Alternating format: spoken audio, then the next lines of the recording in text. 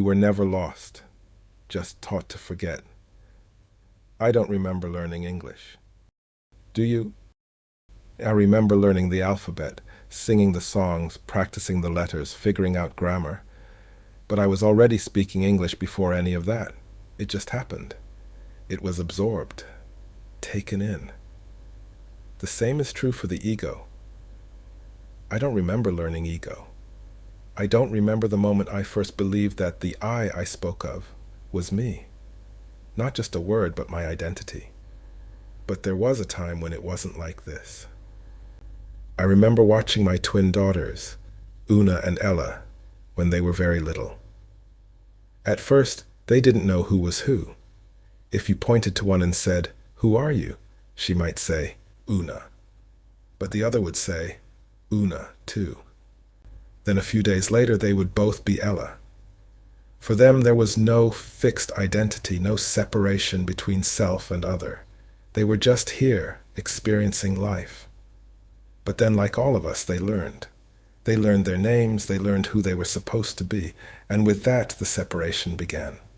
One morning at breakfast, Una wasn't eating. So I said, "Una, come and finish your breakfast." And she answered, "Una is not hungry." Not, "I am not hungry."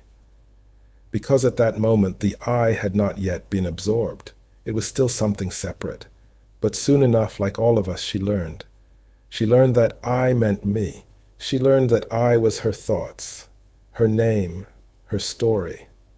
And that's how we all stepped into the dream. At some point, we forgot that the I we speak of is not who we are. We learned to see ourselves as the character, not the awareness behind it. It's like stepping into a movie and forgetting you're in a theater. The screen lights up and suddenly you're inside the story. You feel the emotions, you get caught up in the drama, you believe everything is happening to you. But what happens when you remember? What happens when, for even a moment, you step back and realize you are not inside the film? You are watching it. That changes everything. Because the moment you remember, the moment you see through the illusion, you can no longer be trapped by it. The ego, the story, and the identity, the struggle, loses its grip. Not because it disappears, but because you stop clinging to it, and you start to see the difference between what is real and what is simply playing out. Most of us have forgotten. We are so used to calling ourselves I that we don't even question it. And that's what awakening is. It's a remembering. It's seeing that the I you identify with is not who you truly are. And this is not just a theory. This is our journey of awakening. It is what so many of us are striving towards. And this is the foundation of the 7 simple shifts. Each shift is an invitation, a way to step back from the illusion, to step out of the script, and to reconnect with what has always been true. If the idea of this resonates, if something in you feels the pull to explore this deeper, join us for a simple, free 3-day journey. The 3-day Awakening Challenge.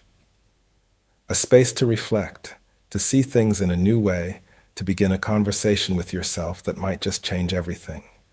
No pressure, no expectations, just an open door. You're welcome to step through whenever you're ready. The link is below.